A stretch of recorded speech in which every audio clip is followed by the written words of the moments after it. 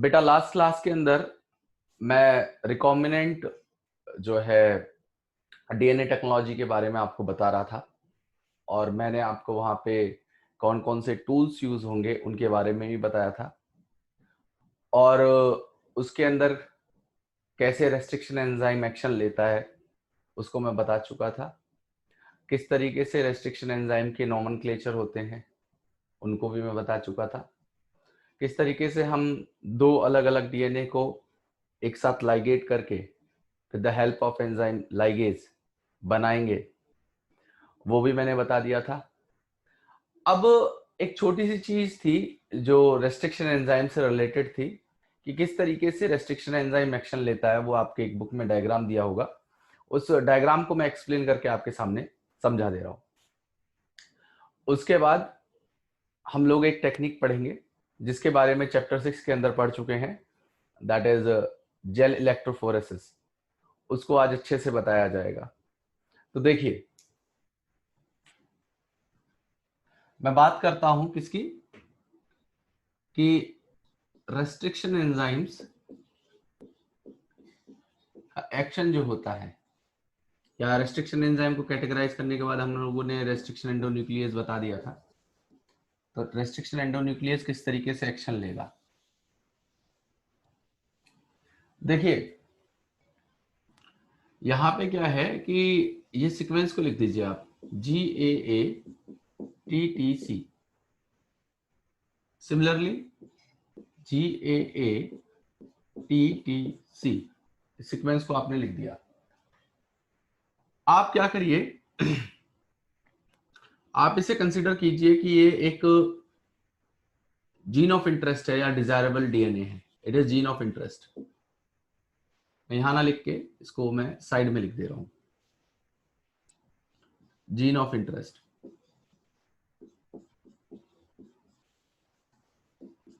अब gene of interest को मेरे को लगाना किसके साथ है, मुझे जीन ऑफ इंटरेस्ट को एक वेक्टर के साथ लगाना है। तो सिमिलरली वेक्टर के अंदर भी तो ऐसा ही पार्ट होना चाहिए एक। तो जीन ऑफ इंटरेस्ट के ये वेक्टर के अंदर भी मैं इस टाइप के पार्ट को बना रहा हूं, GAA-TTC।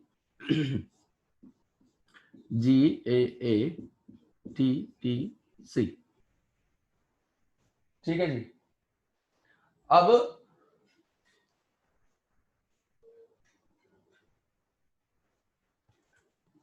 आगे समझिएगा,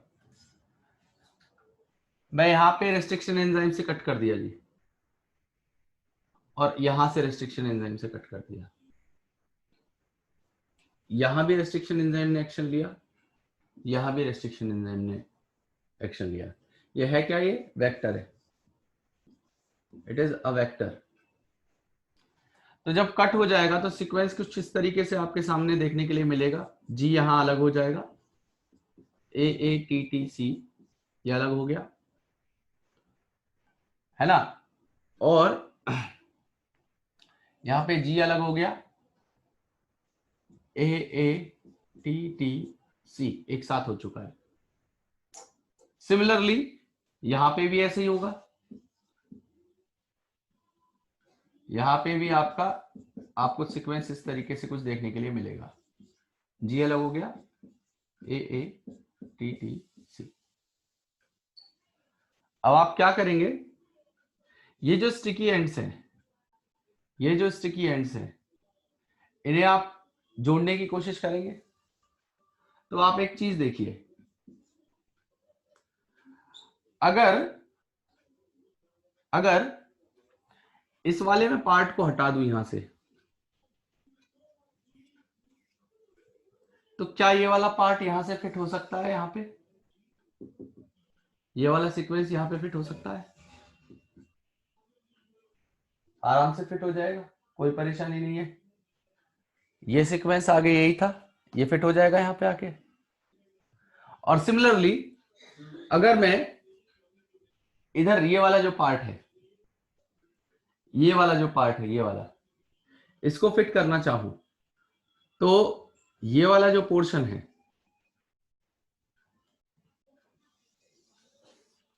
वो यहां पे फिट कर सकता हूं, इजीली कर सकता हूं, कोई परेशानी नहीं आएगी। तो ये देखिए,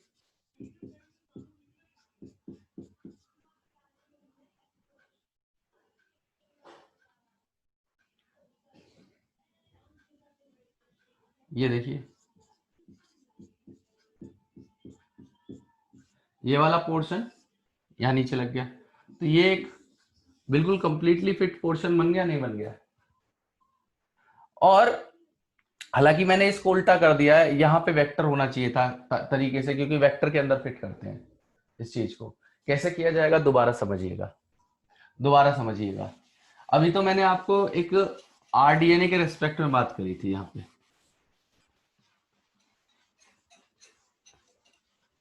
बुक के अंदर आपका एक डायग्राम दे रखा है तरीके से, उसमें क्या करके दिखाया है इन्होंने, इन्होंने ऐसे कर दिया, फिर इसको जी लिख दिया यहाँ पे, इसको गायब कर दिया और उसके नीचे लिख दिया इन्होंने CTAA, बस, क्योंकि यहां से कट किया है ना इसने रेस्ट्रिक्शन एंजाइम ने।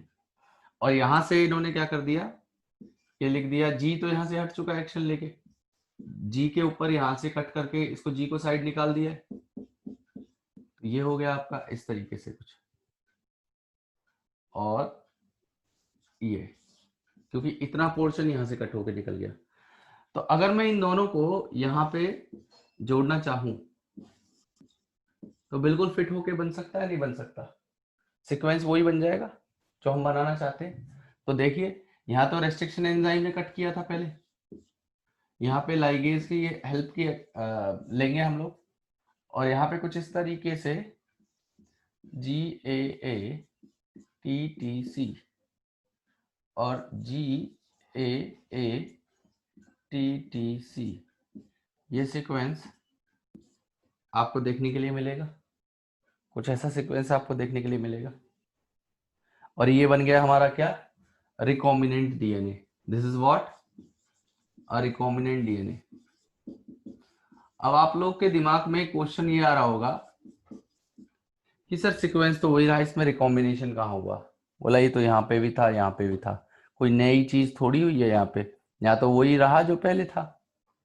तो ये दो साइड्स होती हैं इसके ऊपर, ना कि एक। कैसे? अब उसको दूसरे तरीके से समझिए, देखिएगा, देखिए कैसे होगा।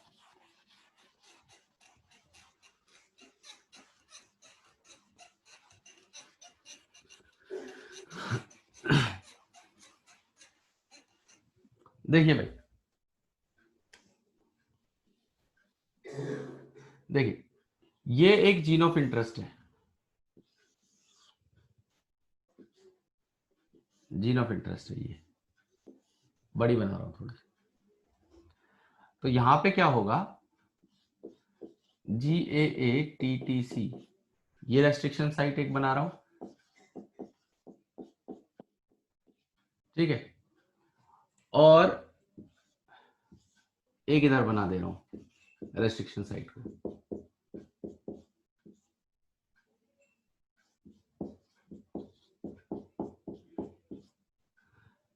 दो रेस्ट्रिक्शन साइट बना रहा हूं मैं आपके सामने, और ये जो बीच में जीन है, ये है हमारी जीन ऑफ इंटरेस्ट, जो हमें लगानी है, जो डिजायरेबल कैरेक्टर लेके चल रही है। डिजायरेबल कैरेक्टर क्या है? जिस कैरेक्टर को आप इंट्रोड्यूस करना चाहते हो किसी ऑर्गेनिज्म के अंदर, तो ये है वो जीन ऑफ इंटरेस्ट, बीच वाला पार्ट।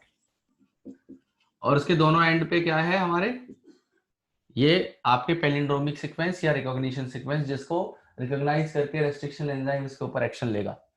तो यहां से इसने रेस्ट्रिक्शन एंजाइम ने एक्शन लिया, यहां से रेस्ट्रिक्शन एंजाइम ने एक्शन लिया, सिमिलरली यहां से रेस्ट्रिक्शन एंजाइम ने एक्शन लिया, यहां से एक्शन लिया। तो इतना पोर्शन, इतना पोर्शन यहां से कट करने के बाद ये अलग हो जाएगा। अब सिमिलरली वेक्टर जो होगा, ये वेक्टर है, ये वेक्टर है, ठीक है, double standard DNA, that is the plasmid. तो यहां पे भी दो रेस्ट्रिक्शन साइट बना दे रहा हूं, GAA-TTC। सिमिलरली इसका अपोजिट यहां पे होगा, और इस साइट को मैं यहां पे बना दे रहा हूं GAA-TTC, और इसको अपोजिट ले ले रहा हूं GAA-TTC।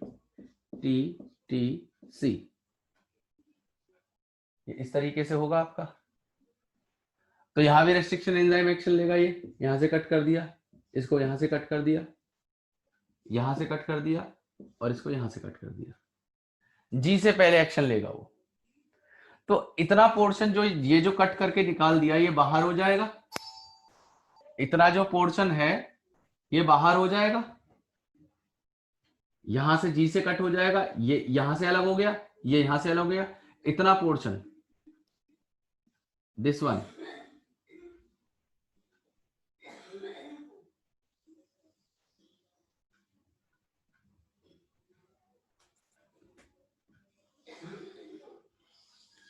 इतना पोर्शन यहां से बाहर हो जाएगा।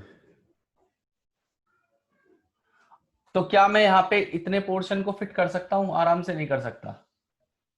ये जो पोर्शन मैं बना रहा हूं यहां पे,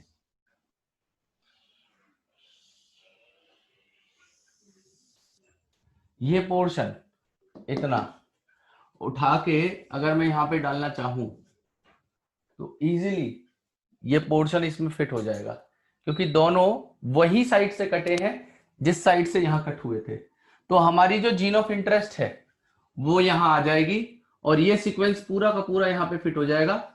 ये जीन ऑफ इंटरेस्ट यहां पे लग गई आके, जब मैंने इसको उठा के यहां से यहां लगाया, उस पोर्शन को बाहर निकाल दिया था, तब ये जो है रिकॉम्बिनेंट डीएनए बनेगा, तब इसे मैं रिकॉम्बिनेंट डीएनए कहूंगा। This portion is called recombinant DNA. तो जो आपकी किताब के अंदर डायग्राम दे रखा है ना, जो मैंने आपको अभी बना के दिखाया था, वहां पे तो आपको वो देख रहा था कि वो एक ही सीक्वेंस था। एक्चुअल में ऐसे नहीं, दो रेस्ट्रिक्शन साइट होंगी, दो जगह पे होगा। जीन ऑफ इंटरेस्ट में भी दो जगह कट होगा यहाँ पे, और जो वेक्टर है वेक्टर में भी दो जगह से कट होगा। इस पोर्शन को बाहर निकाल देंगे और जो ये पोर्शन यहां से कट होके निकला है, इस पोर्शन को ले जाके स्टिकी एंड से, बिल्कुल वही स्टिकी एंड्स हैं जो यहाँ पे बने थे, ये देख लीजिए। अरे भाई ये जी था, इसके आगे वाला पोर्शन सारा बाहर हमने निकाल दिया, इतना पोर्शन ये बाहर निकाल दिया। ये पोर्शन आ रहा है ना साथ में, जो जी के आगे फिट हो जाएगा, AATTC। सिमिलरली यहां पे नीचे वाले की बात करें तो यहां देखो जी के आगे से हमने निकाल दिया, तो ये वाला पोर्शन बच रहा है ना जो यहां पे फिट हो जाएगा। तो इसी तरीके से हमारा जो है एक रिकॉम्बिनेंट जो है डीएनए तैयार हो जाएगा। इसी तरीके से हम लोग एक रिकॉम्बिनेंट डीएनए को तैयार कर लेंगे जो कि बिल्कुल इसमें फिट होने लायक होगा, जिसके स्टिकी एंड्स जो यहाँ पे फिट हो जाएंगे, तब ये आरडीएनए बन जाएगा और बीच में उसके जीन ऑफ इंटरेस्ट रहेगी। जीन ऑफ इंटरेस्ट वो नहीं होती है GATTC, एक छोटा सा सीक्वेंस है वो, तो 6 बेस पेयर का। जीन तो बहुत बड़ी होती है। मैंने आपको बताया था ह्यूमन जीनोम प्रोजेक्ट जब समझाया था कि हमारी जो बॉडी की एवरेज जीन है उसका साइज ही 1000 बेस पेयर का है। तो 1000 बेस पेयर तक की जीन्स हो सकती है, यहाँ पे तो 6 बेस पेयर का सीक्वेंस है। ये दोनों जो पैलिंड्रोमिक सीक्वेंस बन रहा है ये केवल 6 बेस पेयर का सीक्वेंस है। तो आपका जीन ऑफ इंटरेस्ट एक अलग पार्ट है, रिकॉग्निशन सीक्वेंस अलग पार्ट है। रिकॉग्निशन सीक्वेंस उसके आगे और पीछे प्रेजेंट होंगे, बीच में जीन ऑफ इंटरेस्ट प्रेजेंट होगा, तभी हम कट करके उस पोर्शन को यहाँ पे फिट कर सकते हैं। आई होप आपको पूरी तरीके से समझ में आ रही हो मेरी बात। वो जो बुक में डायग्राम दे रखा है ठीक है, वो आपको समझाने के तौर पे वो ठीक है, लेकिन फिर भी अगर अप्रोप्रिएटली बात करी जाए, बिल्कुल करेक्ट उस रेस्पेक्ट में बात करी जाए, तो ये करेक्ट रेस्पेक्ट में ये डायग्राम आपको समझने की जरूरत है कि जो रेस्ट्रिक्शन एंजाइम है वो हमारे दोनों साइड पे एक्शन लेते हैं। Got it? अब आपने रेस्ट्रिक्शन एंजाइम को से जो है डीएनए फ्रेगमेंट को कर दिया, जैसे सपोज करिए, यहां पे आप समझिएगा बात को।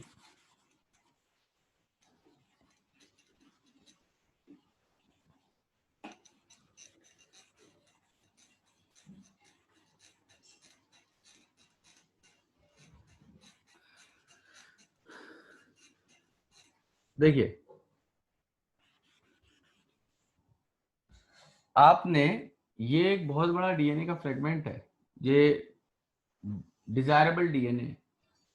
भाई डिजायरेबल डीएनए के अंदर जीन ऑफ इंटरेस्ट तो एक बहुत छोटा सा पार्ट है। रेस्ट्रिक्शन एंजाइम ने कई जगह से कट किया, तो आपको बहुत छोटे और बड़े सीक्वेंस मिल गए, यहाँ पे छोटे और बड़े सीक्वेंस मिल गए।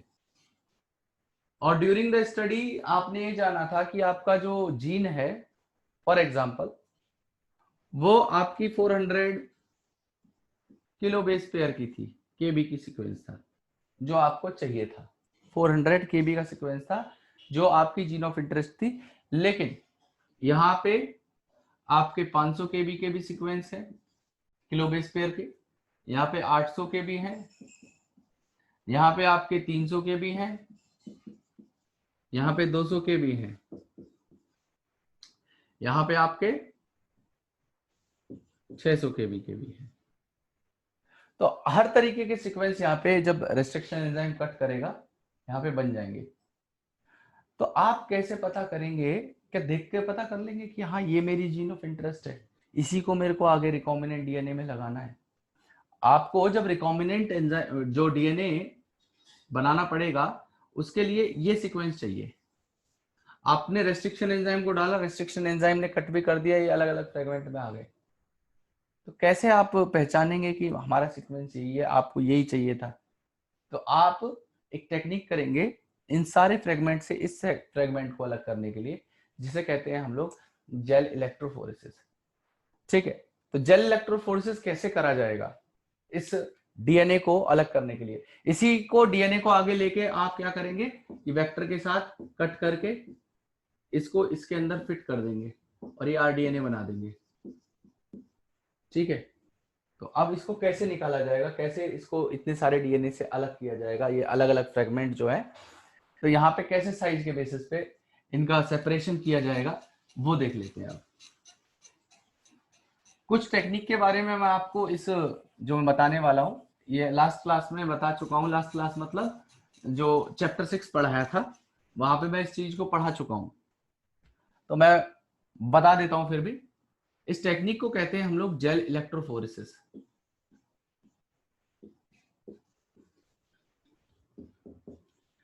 जेल इलेक्ट्रोफोरेसिस के अंदर हम क्या करते हैं कि एक एगरोस जेल होता है, इसको अगार अगार भी कहा जाता है, it is also known as agar agar. इसे आइसोलेट किया जाता है सीवीड से, मतलब एक स्पेशल टाइप की एल्गी होती है जिन्हें कहा जाता है, जिनका नाम है ग्रेसिलेरिया और जेलिडियम। वहां से इन्हें आइसोलेट किया जाता है इस एग्रोस जेल को। अब इसके लिए हमें क्या करना पड़ेगा कि एक इलेक्ट्रोफोरेटिक यूनिट हम तैयार करते हैं। यूनिट क्या होती है, वो बनी बनाई आती है, प्लास्टिक का मोल्ड होता है, उसमें दो चार्ज लगाने के लिए पॉइंट दिए होते हैं, एक तरफ नेगेटिव चार्ज होता है, दूसरी तरफ पॉजिटिव चार्ज होता है। तो हम क्या करेंगे, इस एग्रोस जेल को तैयार करके इसके अंदर फिल कर देंगे, यहाँ पे इस पोर्शन में, यहाँ पे जो बीच में जगह दे रखी है इस जगह। अब ये एग्रोस जेल यहाँ पे हमने डाल दिया, तो after some time it will be solidified, ये सॉलिडिफाई हो जाएगा। अब सॉलिडिफाई जब हो जाएगा तो हम एक कॉम्ब लेंगे, जैसे मैंने आपको बताया था पहले, एक कॉम्ब होती है ऐसी, इस कॉम्ब को लेके इसके अंदर ऐसे लगाएंगे और बाहर निकालेंगे। तो ये जो कॉम्ब के नीचे वाली इसकी ये जो जगह दे रखी है ऐसी, ये यहाँ पे एक जगह बना देगी स्पेसिफिक, मतलब यहाँ पे इसके खांचे सेट हो जाएंगे, नहीं हो जाएंगे बिल्कुल। ये देखो ना नीचे वाला जो पोर्शन है, आप जेल के अंदर आप अपना हाथ डाल के बाहर निकाल दो, तो क्या जेल तो सेमी सॉलिड मीडियम है ना भाई, तो जो चीज सेमी सॉलिड है वहां से आप किसी चीज को निकाल देंगे तो वहां पे जगह बनी रह जाएगी। तो सिमिलरली जब मैं इस कॉम्ब को यहाँ पे लगाऊंगा और जेल से बाहर निकाल लूंगा तो यहाँ पे जगह रह जाएगी। अब मैंने क्या किया है कि ये जो डीएनए थे बहुत सारे जो कट किए थे अलग अलग साइज के, इन अलग अलग साइज के डीएनए को मैं यहाँ पे लोड कर दूंगा, और इन्हें कहा जाता है वेल्स, जिन्हें बाद में बना दी। जो इस कॉम की मदद से मैंने वेल तैयार करे थे ना, ये जो जगह तैयार करी थी इन्हें वेल्स कहते हैं, और इसके अंदर डीएनए को लोड कर दिया जाता है। ये जो डीएनए फ्रेगमेंट छोटे बड़े बहुत सारे आए थे, इनको लोड कर दिया इसके अंदर, इस पोर्शन में। ठीक है, अब तारों के थ्रू चार्ज तो यहाँ पे लगा हुआ है, ये लगा हुआ है। अब क्या करेंगे हम लोग, चार्ज प्रोवाइड करेंगे। अब डीएनए का चार्ज होता है नेगेटिव। अब आप लोग बहुत अच्छे से जानते हो कि कोई चीज अगर नेगेटिव है तो वो पॉजिटिव जो भी जो आपका जो इस तरफ पॉइंट दे रखा है उसकी तरफ माइग्रेट करना शुरू करेगा।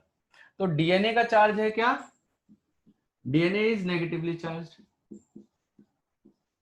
इसी की वजह से हमारी डीएनए पैकेजिंग हो रही थी, क्योंकि वो हिस्टोन के ऊपर जब तक वहां पे उसके ऊपर रैप ना होता, अगर हिस्टोन प्रोटीन का जो नेचर है वो पॉजिटिव ना होता, तो यहाँ पे क्या होगा कि जब हम लोग डीएनए को लोड करेंगे तो डीएनए क्या करेगा, साइज के हिसाब से। देखो यहाँ पे क्या होता है, ये जो जेल है, अगर जेल के छोटे से पोर्शन को मैं इनलार्ज करके आपके सामने बनाऊं तो यहाँ पे बहुत छोटे छोटे सीव्स होते हैं ऐसे। अगर उसको माइक्रोस्कोपिकली देखा जाए तो यहाँ पे सीव्स होती हैं ऐसे जेल के अंदर। तो इसे इन सीव्स के थ्रू ये डीएनए माइग्रेट करता है। अब ये ऐसी सीव्स सब में फैली हुई है, इस पूरे पोर्शन में ऐसी सीव्स है। मैं तो इतने से पोर्शन को बना के दिखाया आपको बस। तो ये जो डीएनए है वो इन सीव्स के थ्रू ही तो होके पास होगा ऐसे, इनके बीच में जो जगह है यहां से ऐसे। तो जो बड़ा डीएनए का फ्रेगमेंट है वो इजीली इन सीव्स के थ्रू पास नहीं हो पाएगा, और जो छोटा डीएनए है वो इजीली इनके बीच में से निकल के भाग जाएगा। ठीक है, तो यहां पे जब मैंने डीएनए फ्रेगमेंट को डाला तो जो छोटा डीएनए था वो जल्दी भाग गया निकल के, उससे बड़े साइज का डीएनए उससे थोड़ा पीछे रह गया, उससे बड़े साइज का डीएनए उससे पीछे रह गया, उससे बड़े साइज का डीएनए उससे पीछे रहा। इसी तरीके से हम लोग डीएनए को सेपरेट कर लेंगे, किसके बेसिस पे, चार्ज के बेसिस पे। यहाँ पे हम लोगों ने जेल इलेक्ट्रोफोरेसिस में क्या किया, डीएनए को फ्रेगमेंट्स, डीएनए के जो फ्रेगमेंट्स थे उनको सेपरेट किया। अब सेपरेट किस किस बेसिस पे कर लिया हम लोगों ने, सेपरेट किया है एक तो चार्ज के बेसिस पे और साइज के बेसिस पे। लेकिन अभी भी आप कहोगे कि सर हमें कैसे पता चलेगा कि ये जो डीएनए फ्रेगमेंट है इनका साइज क्या है, आपने तो बताया डिफरेंट डिफरेंट साइज है, और देख के तो हम बता नहीं सकते डीएनए जो इसका कोई कलर तो होता नहीं है डीएनए का।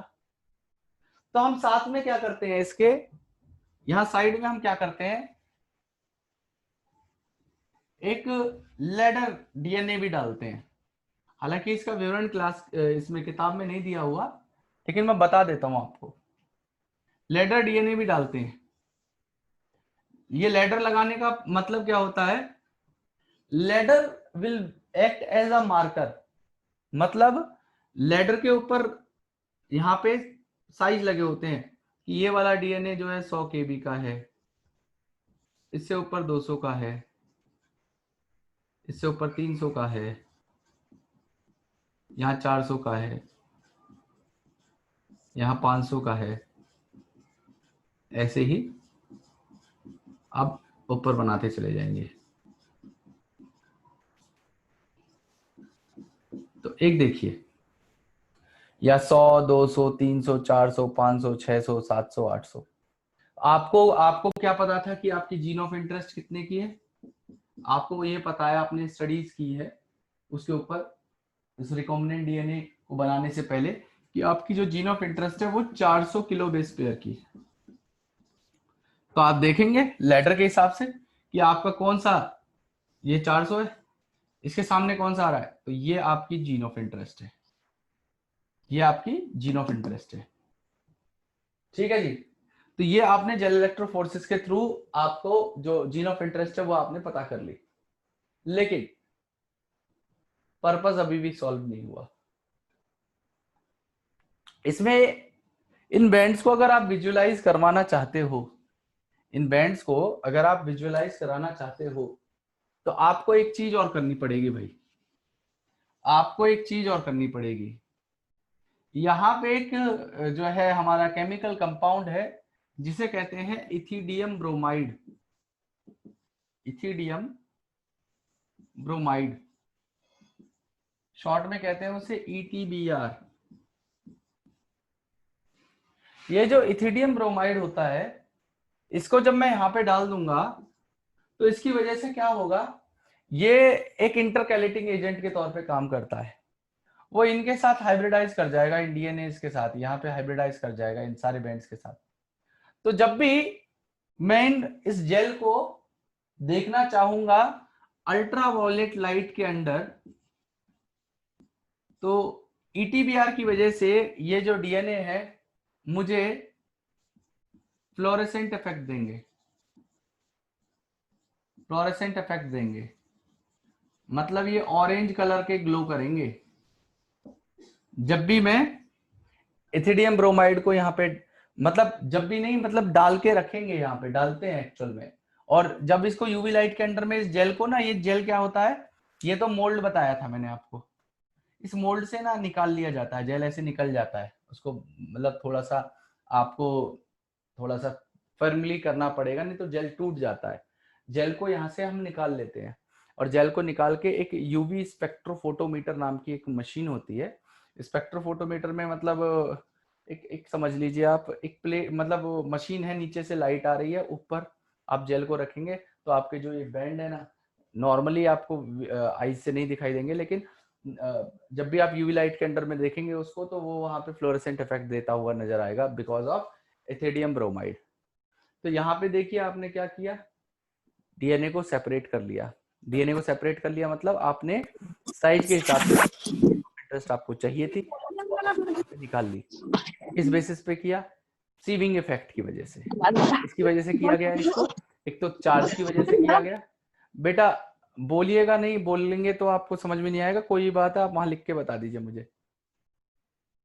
तो यहाँ पे हमने क्या किया, डीएनए को एक तो सेपरेट किया चार्ज और साइज की वजह से, और हुआ क्यों, ड्यू टू सीविंग इफेक्ट। जो यहाँ पे मॉलिक्यूलर सीव्स थी जो जेल के अंदर मौजूद थी, उनकी वजह से ये हुआ। Got it. और अब आप चाहते हो इन सारे फ्रेगमेंट्स को आप वापस निकालना, तो आप क्या करोगे, इस जेल को तोड़ दो और उससे जो है डीएनए फ्रेगमेंट्स को सेपरेट आउट कर लो। उस चीज को कहा जाता है evolution. That thing is called what, evolution.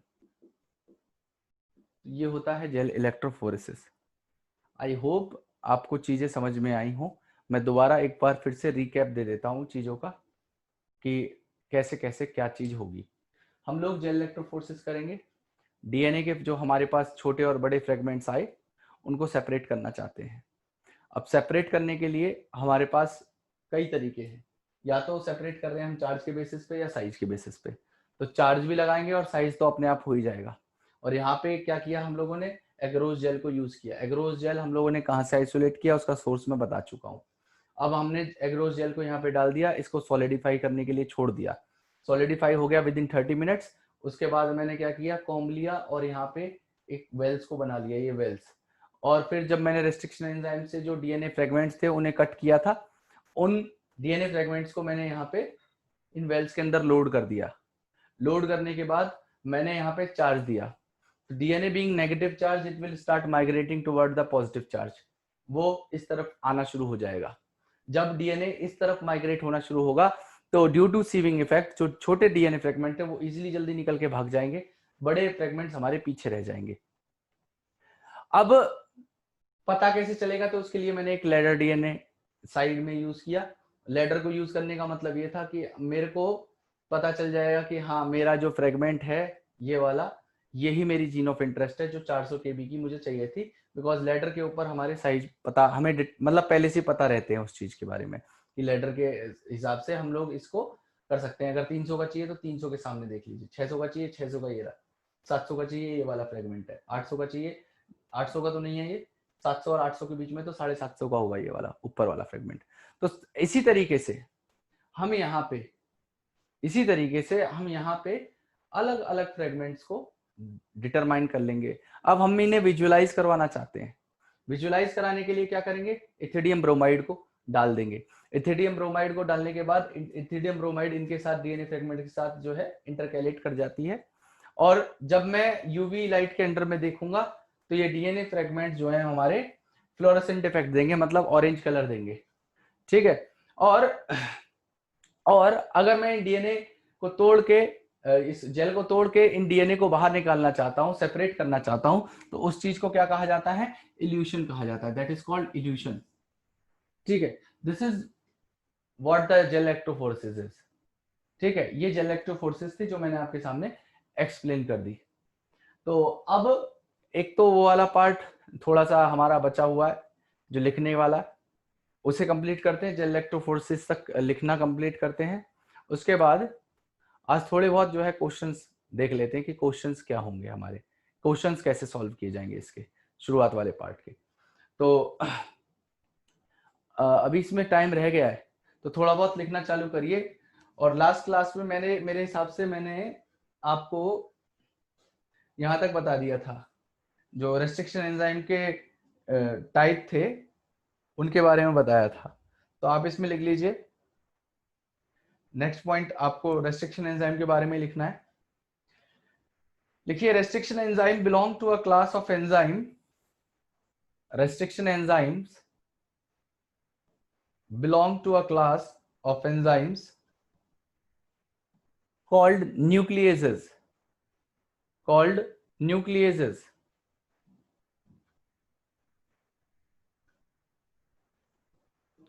और इन न्यूक्लियसेस को हम लोगों ने दो कैटेगरी में डिवाइड किया था। एक को बोला था मैंने एक्सोन्यूक्लियस, जो एंड पे से कट कर रहे थे, और जो बीच में से कट कर रहे थे उसे मैंने क्या कहा था? एंडोन्यूक्लियस। तो जो साइड से कट करेंगे किसी भी डीएनए फ्रेगमेंट को उन्हें एक्सोन्यूक्लियस कहेंगे, और जो बीच से कट करेंगे उन्हें क्या कहेंगे हम लोग? एंडोन्यूक्लियस। तो सबसे पहला लिखेंगे आप एक्सोन्यूक्लियस। इसमें लिखेंगे it is a type of restriction enzyme that remove the nucleotide,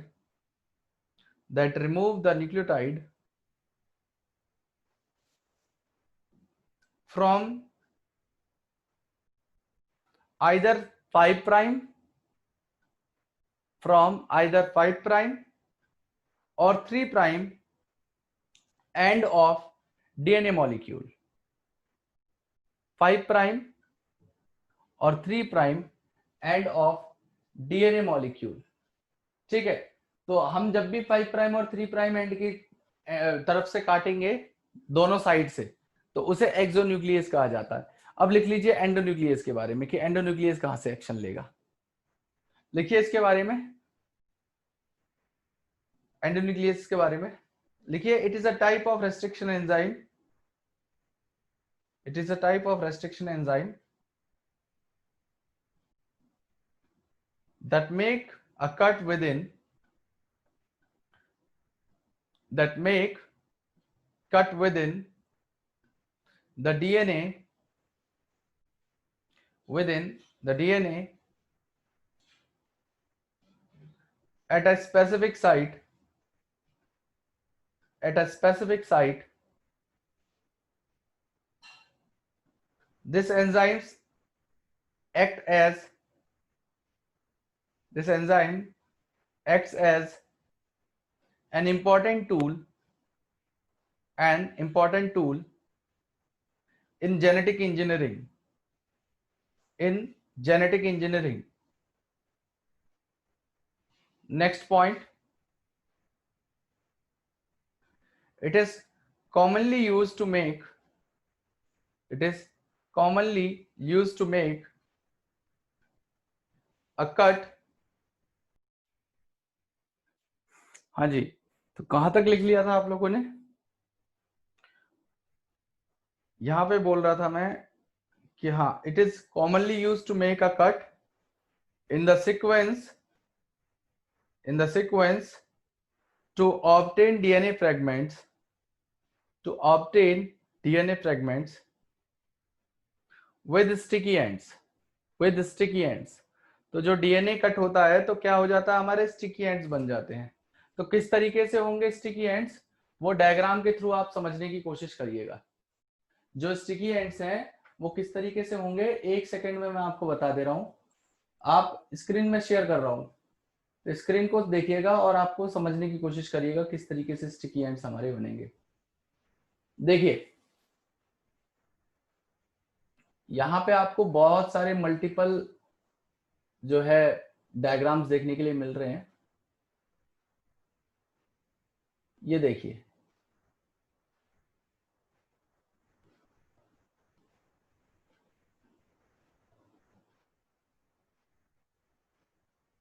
ये देखिए आपको एक फॉरेन डीएनए दिखाई दे रहा है। फॉरेन डीएनए को हम लोगों ने रेस्ट्रिक्शन एंजाइम से कट किया, तो इसमें लिखा हुआ है same restriction enzyme cutting both foreign DNA and vector DNA at specific site. तो ये देखिए ये वाला जो पार्ट है ये कट के आ गया हमारा किसका, जीन ऑफ इंटरेस्ट है ये। और जो फॉरेन डीएनए हम लोगों ने जो वेक्टर डीएनए लिया था प्लाज्मिड, उसको भी उतना ही कट किया। और किससे किया, सेम रेस्ट्रिक्शन एंजाइम से कट किया। फिर लाइगेजेस की मदद से हम लोगों ने दोनों को जोड़ दिया, और जोड़ने के बाद हम लोगों ने क्या किया, ट्रांसफॉर्मेशन लिखा हुआ है। ट्रांसफॉर्मेशन का मतलब होता है कि हम इसको ट्रांसफर कर देते हैं किसके अंदर, बैक्टीरिया के अंदर, होस्ट के अंदर। और वहां पे वो जो बैक्टीरिया है वो डिवाइड करके इनको अलग अलग बैक्टीरियल सेल्स के अंदर आगे कंजिक्यूटिवली ट्रांसफर करता चला जाएगा। अब इसको दूसरे तरीके से समझते हैं। देखिए यहाँ पे दूसरे तरीके से इसको समझने की कोशिश करिएगा। देखिए ये देखिए प्रोडक्ट पहले बेच लो, मतलब हद मचा रखी है इन लोगों ने, बेशर्मों ने। यहाँ देखिए ये तो इन्होंने आरडीएनए टेक्नोलॉजी इसके थ्रू दिखा रखी है, एग्रोज एग्रोज जेल के, ये एग्रोज कह रहा हूँ, एग्रोबैक्टीरियम वाला। ये अभी अभी नहीं आएगा, ये अभी नहीं आएगा। ये वाला देखिए आप,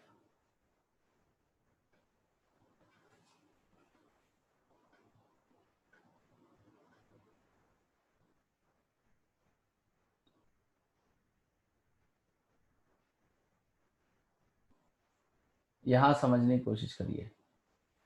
देखो भाई पहले ऊपर ह्यूमन सेल ले रखी है इन्होंने, ह्यूमन सेल में लिख रखा है gene for growth hormone, human growth hormone, ठीक है।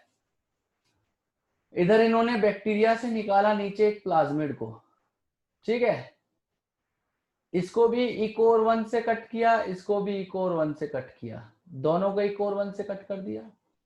अब देखिए ये जो ऊपर वाला है ह्यूमन ग्रोथ हार्मोन वाली जो जीन है, उसमें स्टिकी एंड्स बन गए। वो स्टिकी एंड्स और इस प्लाज्मिड को भी हमने कट किया था, तो इसमें भी बन गए स्टिकी एंड्स। हमने क्या किया, इसको यहाँ पे फिट कर दिया, जो मैंने करके दिखाया था आपको। मैंने वहां पे रिकॉग्निशन सीक्वेंसेस के बेसिस पे वहां पे कोशिश करी थी आपको बताने की, लेकिन यहाँ पे इन्होंने रिकॉग्निशन सीक्वेंस ना दिखा के डायरेक्टली इनको यहाँ पे फिट कर दिया है।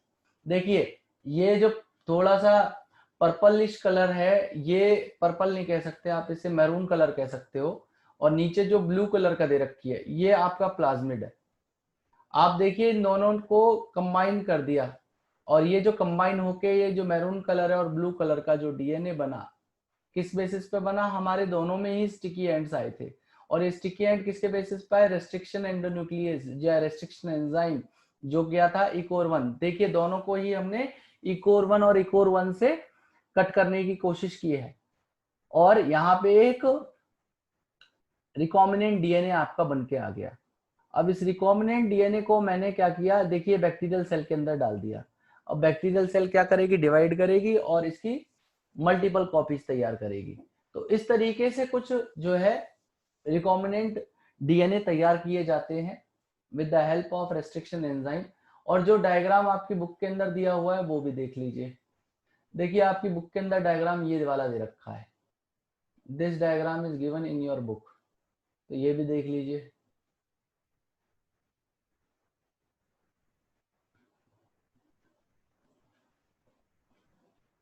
ये देखिए ये इन्होंने लिया वेक्टर डीएनए, ये लिया है जी फॉरेन डीएनए। फॉरेन डीएनए मतलब जीन ऑफ इंटरेस्ट। दोनों को ही रेस्ट्रिक्शन एंजाइम से कट किया, ये देखिए जी और इधर जी के आगे कट कर दिया, इधर भी जी और इधर से भी जी के आगे कट कर दिया। तो यहाँ पे देखिए स्टिकी एंड्स बन गए दोनों में, ये वाला स्टिकी एंड इसमें फिट हो सकता है, ये दोनों को ज्वाइन कर दिया लाइगेज की मदद से, और ये लास्ट में फाइनली आपका एक रिकॉम्बिनेंट डीएनए तैयार कर दिया। तो बहुत इजी है रिकॉम्बिनेंट डीएनए तैयार करना, या आपको इसको समझना कोई बहुत बड़ी टास्क नहीं है। और 10 तरीके से समझना चाहते हो तो और 10 तरीके से समझा दी जाएगी, पर समझ में आनी चाहिए आपको, ठीक है। एक मेथड ये भी है, देखो बहुत इजी सा, ये भी समझ में आ जाएगा आपको। देखो क्या किया इन्होंने, ये डीएनए मॉलिक्यूल लिया, उसको रेस्ट्रिक्शन एंजाइम से कट किया, ये जो साइड साइड से दिख रहे हैं ये इनके स्टिकी एंड्स बने। सिमिलरली हम लोगों ने प्लाज्मिड को भी कट कर दिया, लाइगेट कर दिया, ये रिकॉम्बिनेंट डीएनए बन गया। इसको बैक्टीरिया के अंदर डाल दिया, बैक्टीरिया ने क्या किया, ये डिवाइड किया तो 2 कॉपीज यहाँ पे ट्रांसफर हो गई। सिमिलरली आगे चलते हुए कॉन्सिक्यूटिवली ट्रांसफर होती चली जाएंगी। अब इन्होंने रेस्ट्रिक्शन एंजाइम को दिखाया है, यहाँ पे इन्होंने पर्टिकुलरली सीजर्स ही बना के दिखा दिए, देखिए कैसे, यहाँ पे जी के आगे कट किया है, इधर जी के आगे कट किया, यहाँ पे जी के आगे कट किया है, इधर जी के आगे कट किया है। इन दोनों को स्टिकी एंड्स को एक साथ जोड़ दिया और लाइगेट करके एक रिकॉम्बिनेंट डीएनए बना दिया, और दोनों में ही स्टिकी एंड्स थे और बिल्कुल फिट हुआ है मॉलिक्यूल। तो आई होप आपको रेस्ट्रिक्शन एंजाइम तो अच्छे से समझ में आ गया हो। अगर अभी भी किसी को डाउट आ रहा है कि समझ में नहीं आई ये चीजें, तो आप मुझसे पूछ सकते हो, ठीक है। तो यहां तक तो थी बातें रेस्ट्रिक्शन एंजाइम से रिलेटेड। अब उसको थोड़ा सा लिख और लीजिए तरीके से।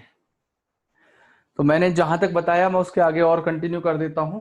इसमें लिखिएगा, नेक्स्ट पॉइंट बना के लिखिएगा स्टिकी एंड से, लिखिएगा sticky ends are single stranded portion, sticky ends are single stranded portion of DNA which can form hydrogen bond with their complementary cut DNA segments। Next point लिखिएगा, these ends are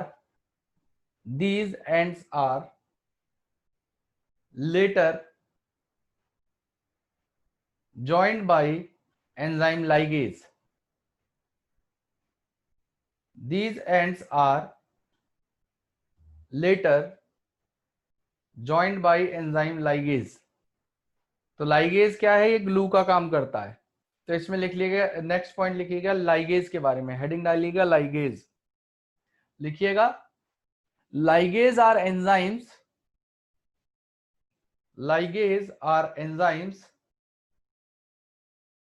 that form phosphodiester bonds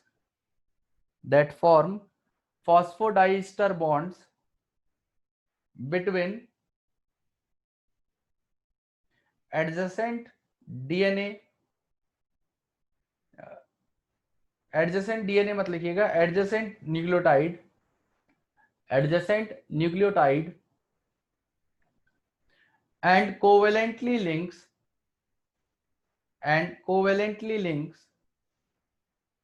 two individual fragments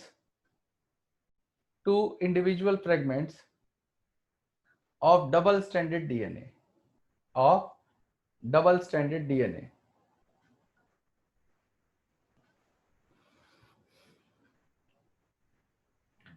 अब मैंने आपको बताया था कि DNA जो आपका restriction endonuclease है, वो एक पर्टिकुलर सीक्वेंस को रिकॉग्नाइज करता है, और उसे हम क्या कहते हैं, पैलिंड्रोम कहते हैं या पैलिंड्रोमिक सीक्वेंस कहते हैं। तो हेडिंग डालेंगे आप पैलिंड्रोम, कि पैलिंड्रोम क्या होता है। Heading is palindrome. तो मैंने आपको बताया था पैलिंड्रोम वो सीक्वेंस होते हैं जो 5 प्राइम टू 3 या 3 प्राइम टू 5, जब भी हम इन्हें रीड करेंगे वो हमें सेम दिखाई देंगे। ऐसे सीक्वेंसेस को हम लोग पैलिंड्रोम कहते हैं। ठीक है जी। तो पैलिंड्रोम के बारे में लिखिएगा, पैलिंड्रोम के बारे में क्या लिखना है आपको, लिखिए the palindrome in DNA is a sequence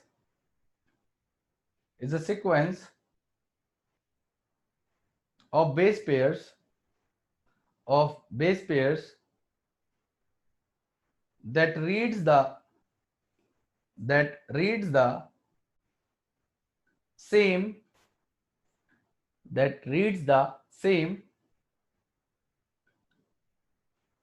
on the two strands in 5 prime to 3 prime direction, and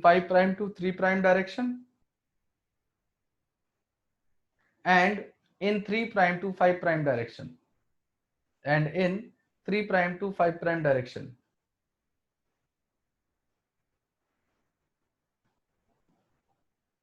एक पॉइंट लिखिएगा इसके आगे, each restriction endonuclease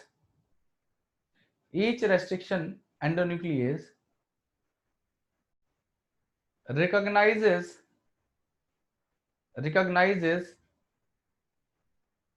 a specific palindromic nucleotide sequence. Each restriction endonuclease recognizes a specific palindromic nucleotide sequence in DNA. तो इसमें एक छोटा सा diagram बना लीजिएगा, आपको याद रहेगा, ठीक है। इन फ्यूचर के लिए जब भी आप नोट्स को रीड करेंगे तो आपको समझ में आ जाएगा कि क्या पैलिंड्रोम है, देखते ही समझ में आ जाएगा। तो और एक डायग्राम और बना लीजिएगा, जो मैंने आपको एनसीईआरटी वाला डायग्राम बताया था, अभी जो स्लाइड के थ्रू दिखाया था, उस डायग्राम को भी अपनी उसमें बना लीजिएगा। अभी उस डायग्राम को मैं बता देता हूँ, इन दोनों डायग्राम्स को आप बनाएंगे ताकि आपको आगे इन फ्यूचर नोट्स को पढ़ने में समस्या ना आए। आप एक बार में पढ़ें और आपकी चीज एक बार में आपको याद आ जाए, या आपकी जो इंफॉर्मेशन है वो ब्रशअप हो जाए। देखिए डायग्राम तो मैं बता दे रहा हूँ कौन सा वाला बनाना है आपको, आरडीएनए वाला। देखिए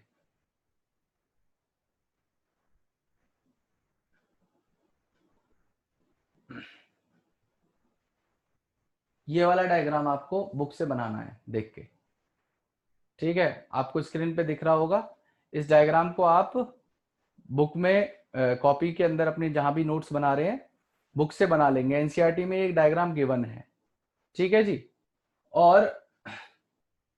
और जो एक डायग्राम बना रहा हूं पैलिंड्रोम वाला, वो ही बना लीजिएगा। वो कैसे बनेगा देखिए, उसको आप ऐसे बनाएंगे, उस सीक्वेंस को आप ऐसे लिख देंगे। और अब तो मेरे हिसाब से सीक्वेंस आपको ना देख के नफरत सी भी होने लगेगी, ये है क्या, गेटैक है ना, इसको प्रोनाउंस करेंगे तो क्या होगा, गेटैक, ठीक है। तो ये सीक्वेंस आपको याद हो गया होगा, ठीक है। तो इस पे रेस्ट्रिक्शन एंजाइम कैसे एक्शन लेगा, ये इसके लिए रिकॉग्नाइज करने की साइट है, ये इसके ऊपर ऐसे एक्शन लेता है और यहाँ पे हमारे क्या बना देता है, स्टिकी एंड्स बना देता है। तो ऐसे आप अलग कर दीजिएगा इसको, और ये आपको स्टिकी एंड्स बनते हुए नजर आ जाएंगे इसमें। इधर यहाँ स्टिकी एंड्स बन गए इसके, और इधर यहाँ पे स्टिकी एंड्स बन गए, यहाँ स्टिकी एंड्स बन गए। ये दोनों ही क्या है, ये भी स्टिकी एंड है, ये भी स्टिकी एंड है, ठीक है। एंजाइम लिख लीजिएगा इकोर 1, ठीक है। तो एक तो स्टिकी एंड होते हैं, मैंने आपको पहले दिन एक और बताया था कि ये ऐसा भी करते हैं, ब्लंट एंड भी बना देते हैं। ब्लंट एंड कैसे बना देंगे, तो उसके लिए भी एक डायग्राम बना दीजिएगा। यहाँ पे तो लिख दीजिएगा एक्शन ऑफ इकोर 1 की वजह से स्टिकी एंड बने हैं, ठीक है। एक ब्लंट एंड भी बनते हैं, तो यहाँ पे ऐसे सीक्वेंस लिख दीजिएगा, ऐसे 5 प्राइम सी सी जी जी जी, ये 3 प्राइम, ये हो जाएगा सी सी सी और जी जी जी, ये हो जाएगा 5 प्राइम, ये हो जाएगा 3 प्राइम। ये करते हैं बिल्कुल बीचों बीच से कट। अब ये कट कैसे कर रहा है, ये कौन सा एंजाइम है, इसमें लिख दीजिएगा SMA1, ठीक है। ये हो जाएगा आपका ऐसे,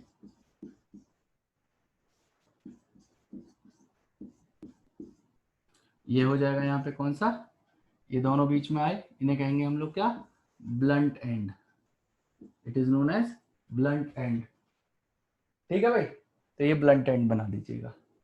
तो इस तरीके से आपको चीजों को बनाना है ताकि आपको याद रहे इन फ्यूचर के लिए भी। आप नोट्स को देखें और आपको देखते ही याद आ जाए, अच्छा ये, अरे ये तो मुझे आता है। ठीक है, तो इस चीजें ऐसे अगर आप पढ़ेंगे तो ज्यादा टाइम रिटेन भी रहेंगी चीजें और समझ में भी आएंगी। एक चीज को आप एक बार मेहनत कर लीजिए, दोबारा आपको मेहनत करने की जरूरत नहीं पड़ेगी। ठीक है, अब आप नेक्स्ट पॉइंट लिखिए। नेक्स्ट पॉइंट लिखिए रेस्ट्रिक्शन एंजाइम के बारे में, क्योंकि रेस्ट्रिक्शन एंजाइम एक बड़ा पार्ट है बेटा, तो इसलिए थोड़ी सी इंफॉर्मेशन इसके बारे में ज्यादा दी हुई है। तो लिखिए restriction enzyme cut the strand. Restriction enzyme cut the strand a little away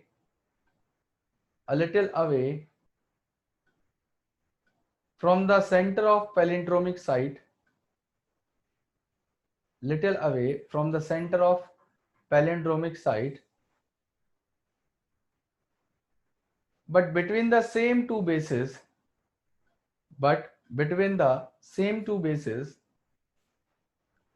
On the opposite strand. तो देखिए क्या लिखा हुआ है कि भाई सेंटर से थोड़ी दूर कट करते हैं। ये सेंटर वाला पार्ट है, यहाँ पे सेंटर होता है, 3 बेस पेयर इधर, 3 बेस पेयर, तो सेंटर यहाँ पे होना चाहिए इसका, ये सेंटर है। तो सेंटर से दूर कट करते हैं थोड़ा सा। और क्या बोला हुआ है कि बोला है इन्होंने क्या कि restriction enzyme cut away little away from the centre, और दूसरा क्या बोला है, but between the same two bases. देखिए सेम टू बेसिस है, जी और ए के बीच में, जी और ए के बीच में, दोनों ही अपोजिट एंड पे सेम बेसिस के बीच में कट करेंगे ये। ठीक है, तो ये पॉइंट आपको क्लियर होने चाहिए।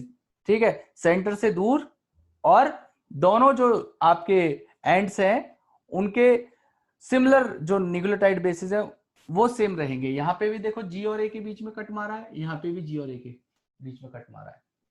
ये बोलना चाहते हैं, but between the same two bases on the opposite strand. Next point लिखिएगा, this leaves single stranded overhanging stretch. This leaves single stranded overhanging stretches at the end. तो यहां पे जब ये कट हो जाएगा, यहाँ पे ये कट हो जाएगा, ये बाहर निकल जाएगा, तो ये जो बाहर निकला हुआ रह जाएगा ये वाला पोर्शन, तो इसे क्या कहते हैं, ओवरहैंगिंग सीक्वेंस कहते हैं। और ओवरहैंग जो सीक्वेंस बचता है उसके बाद हमारा क्या बचता है, स्टिकी एंड्स। तो लिखिएगा they are called sticky ends. They are called sticky ends. This stickiness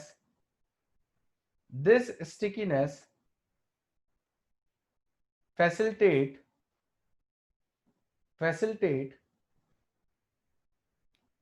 the action of enzyme DNA ligase. तो जो हमारे स्टिकी एंड्स बने, उन sticky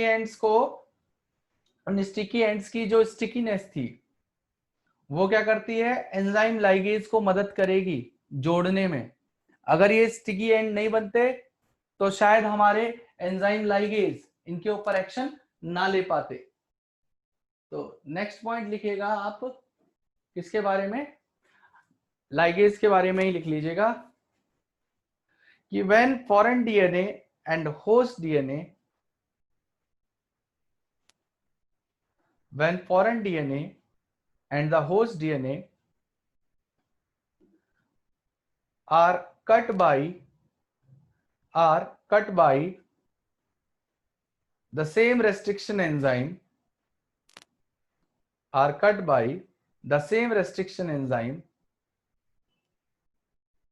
the resultant DNA fragment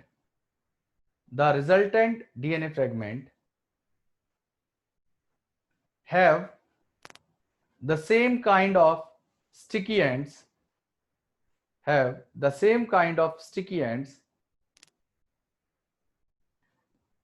and these are joined together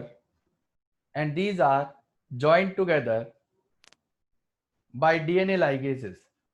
तो इन्होंने बताया है क्या कि अगर आप फॉरेन डीएनए और जो वेक्टर डीएनए है दोनों को आप एक ही रेस्ट्रिक्शन एंजाइम से कट करेंगे तो दोनों के अंदर हमारे सेम तरीके के स्टिकी एंड बनेंगे, और अगर सेम तरीके के स्टिकी एंड्स बनते हैं तो उनको जो हमारा एंजाइम डीएनए लाइगेज है वो इजीली ज्वाइन कर देगा और हमारा एक रिकॉम्बिनेंट डीएनए को बना देगा। तो ये इसमें कहना चाहा था। अब मैंने आपको बताया था कन्वेंशन होती है जब भी हम लोग किसी रेस्ट्रिक्शन एंजाइम का नाम रखेंगे, ठीक है, या नॉमेनक्लेचर करेंगे या नेमिंग करेंगे तो उसके लिए there is a particular convention. तो नेक्स्ट पॉइंट लिखेंगे आप, convention for naming the restriction enzyme, convention for naming the restriction enzymes। तो यहां पे मैं एंजाइम वही ले रहा हूं इकोर 1। तो I had previously explain this first letter, ये जो फर्स्ट लेटर आता है यह हमेशा उस बैक्टीरिया का जीनस जहां से इस एंजाइम को आइसोलेट किया गया है। तो यहां पे जीनस है इस्चेरिचिया, इस्चेरिचिया इज द जीनस।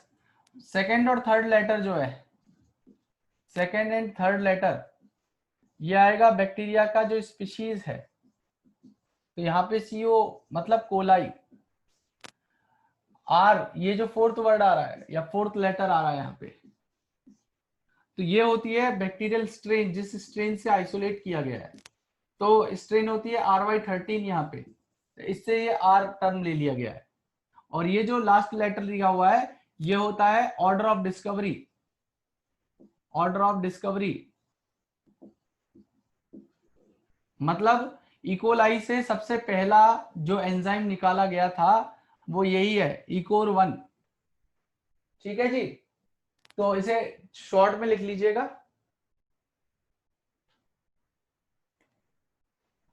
इसमें लिखिएगा the first letter of name come from genus, the first letter of name come from genus. पहला जो नाम आता है वो जीनस से आता है। नेक्स्ट पॉइंट लिखिएगा second two letters come from species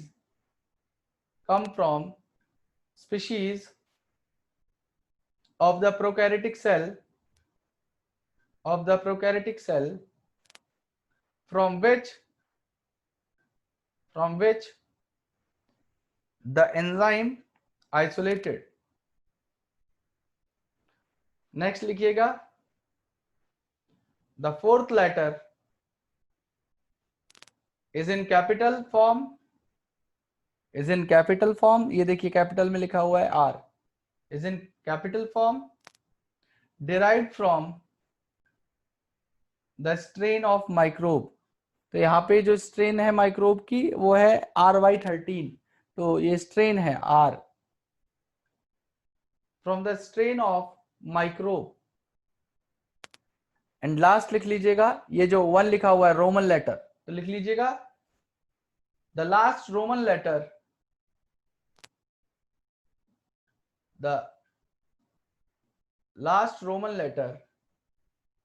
is the order of discovery, तो ये है हमारे रेस्ट्रिक्शन एंजाइम के बारे में नोमेनक्लेचर वाली बात।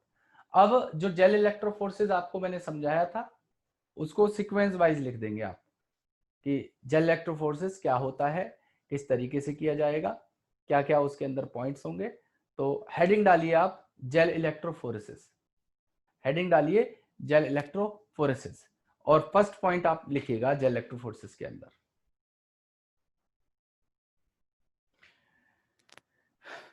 फर्स्ट पॉइंट लिखिए the cutting of DNA by restriction endonuclease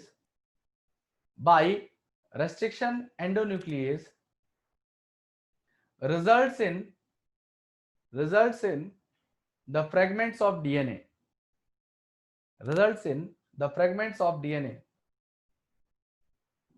next point, the DNA fragments can be separated by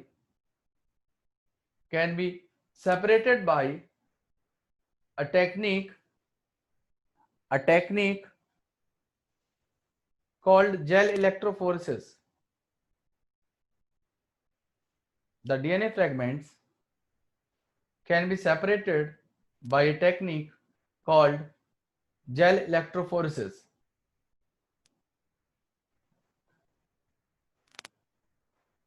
तो जेल इलेक्ट्रोफोरेसिस में आप यहां से लिखना शुरू करिएगा। पहला point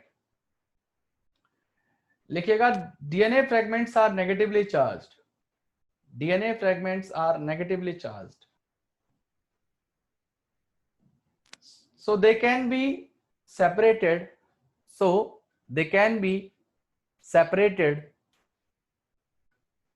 by forcing them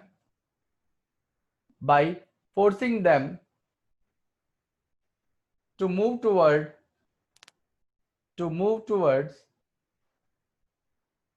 the positive charge,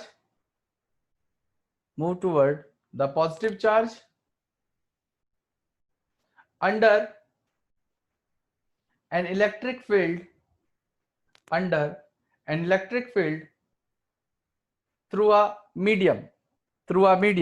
तो इन्होंने क्या बताया इसमें कि भाई जो डीएनए फ्रेगमेंट है वो नेगेटिव चार्ज है, तो नेगेटिव चार्ज है तो इसको हम सेपरेट कर सकते हैं कैसे, कि हम इसको फोर्स करें कि ये मूव करे पॉजिटिव चार्ज की तरफ, और पॉजिटिव चार्ज की तरफ मूव करेगा किसके थ्रू, अब मीडियम। और मीडियम हमको क्या प्रोवाइड कर रहे हैं, यहाँ पे जेल मीडियम प्रोवाइड कर रहे हैं या जेल मैट्रिक्स मीडियम प्रोवाइड कर रहे हैं, तो उसके थ्रू ही तो डीएनए हमारा मूव कर रहा था। अब नेक्स्ट पॉइंट लिखिए इसमें, मोस्ट कॉमनली यूज्ड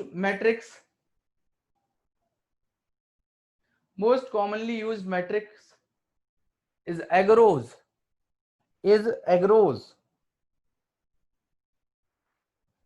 नेक्स्ट लिखिएगा, agarose is a natural polymer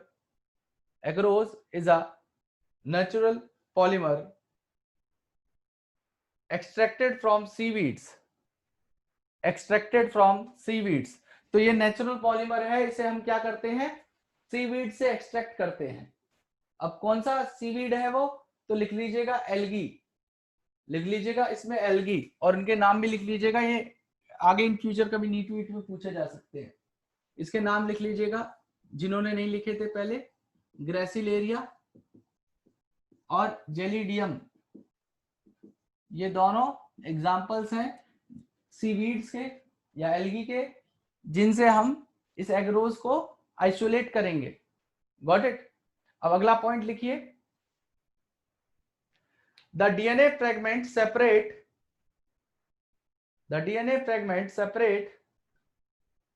according to their charge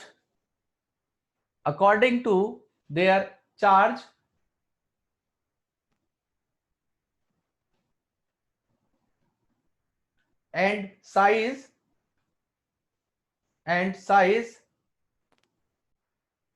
through sieving effect। मैंने बताया था ना मॉलिक्यूलर सीव्स होती हैं, तो सीविंग इफेक्ट होगा यहाँ पे, SIEWVING, sieving effect provided by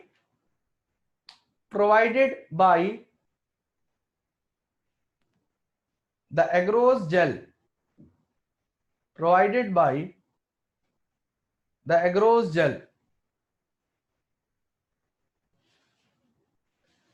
hence the smaller size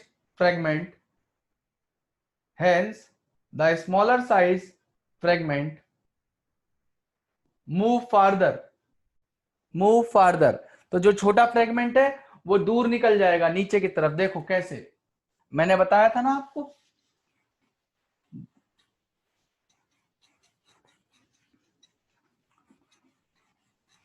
देखिए ये जेल इलेक्ट्रोफोरेटिक यूनिट है, छोटे फ्रेगमेंट दूर निकल आएंगे, बड़े फ्रेगमेंट पीछे रह जाएंगे। क्यों? क्योंकि इनका साइज बड़ा है। वो सीप्स के थ्रू जल्दी पास नहीं हो पाएंगे, छोटे फ्रेगमेंट जल्दी जल्दी उनके सीप्स के बीच में से पास हो सकते हैं, बड़े फ्रेगमेंट पीछे ही अटके रह जाएंगे। ठीक है, तो इस तरीके से जो छोटे फ्रेगमेंट है वो यहाँ पे आ गए, बड़े फ्रेगमेंट पीछे रह गए, तो साइज के बेसिस पे हमने सेपरेशन यहाँ पे कर लिया, नहीं कर लिया, और चार्ज के बेसिस पे तो हो ही रहा है, तभी ये मूव कर पा रहे हैं। हमने क्या किया, यहाँ पे नेगेटिव चार्ज दिया, यहाँ पे पॉजिटिव चार्ज दिया, और डीएनए फ्रेगमेंट यहाँ पे जो लोड किया था वेल्स के अंदर, यहां से ये मूव करना शुरू करेंगे चार्ज के बेसिस पे, और साइज तो बाद में सीविंग इफेक्ट यहाँ पे इनको सेपरेट कर ही देगा, जो यहाँ पे मॉलिक्यूलर सीव्स इसकी पॉलीमर की लगी हुई है उनकी वजह से। अब विजुलाइज करने के लिए क्या डालते हैं, इथिडियम ब्रोमाइड, तो वो लिख लीजिएगा, लिखिएगा ethidium bromide spelling, ethidium bromide की स्पेलिंग देख लीजिए, गलत मत लिखिएगा, बस लिखिए ethidium bromide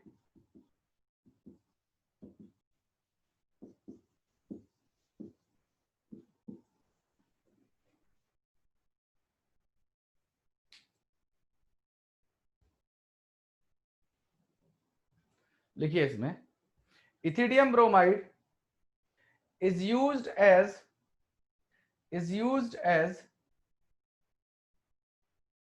stain for DNA, is used as stain for DNA which on exposure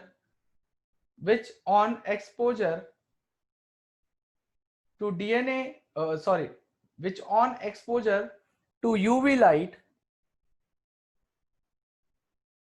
which on exposure to UV light appeared as orange color band।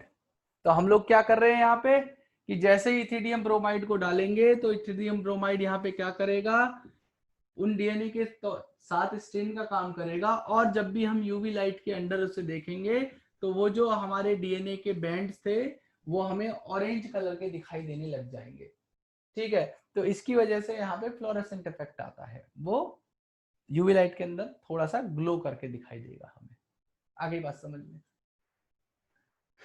और मैंने लास्ट बताया था क्या कि जब हम लोग सेपरेट करते हैं डीएनए को बैंड्स को जेल से, तो उसे क्या कहते हैं, इल्यूशन। तो इस पॉइंट के बारे में भी लिख लीजिए, लिखिए separated bands of DNA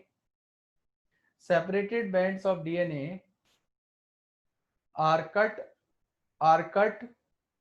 out from agarose gel is called illusion,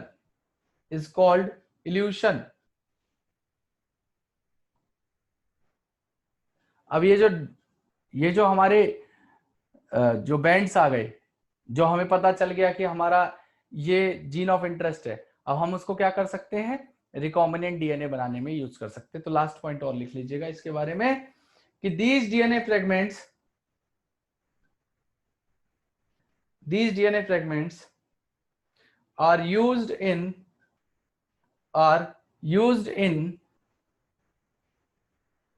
recombinant DNA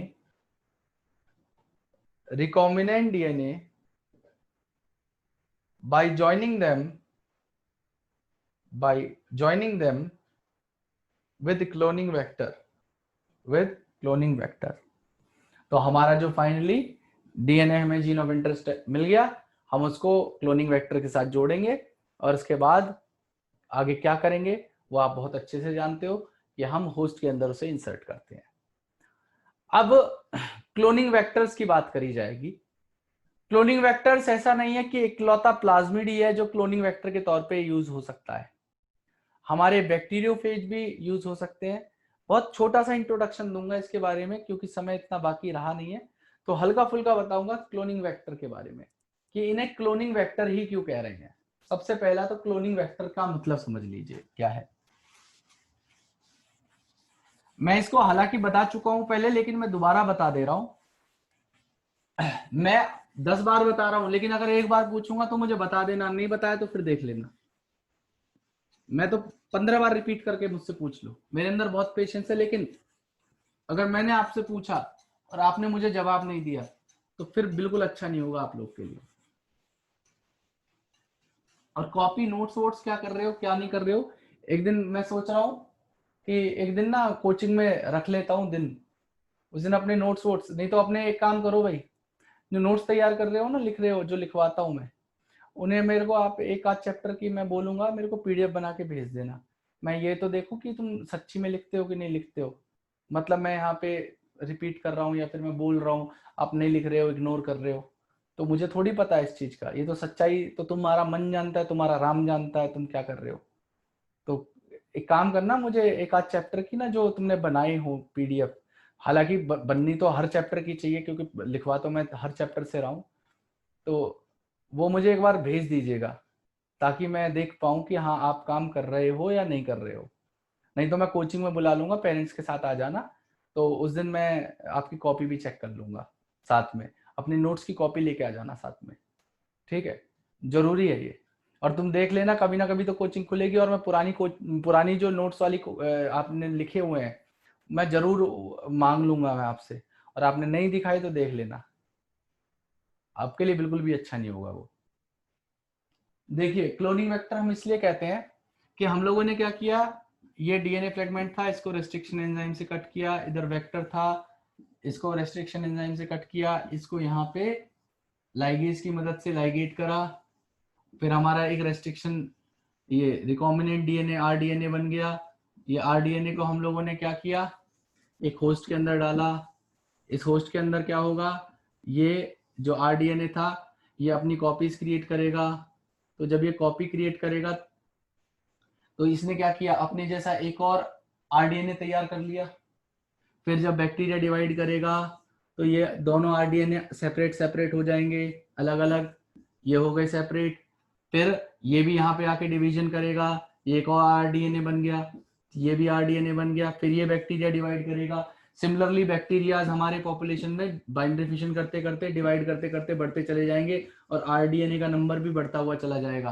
तो कोई चीज जो अपनी सिमिलर कॉपी बनाता हो उसे क्या कहते हैं, क्लोनिंग। क्या कहते हैं, क्लोनिंग। और ये क्या है, वेक्टर है। वेक्टर का काम क्या होता है, इसको कैरी करके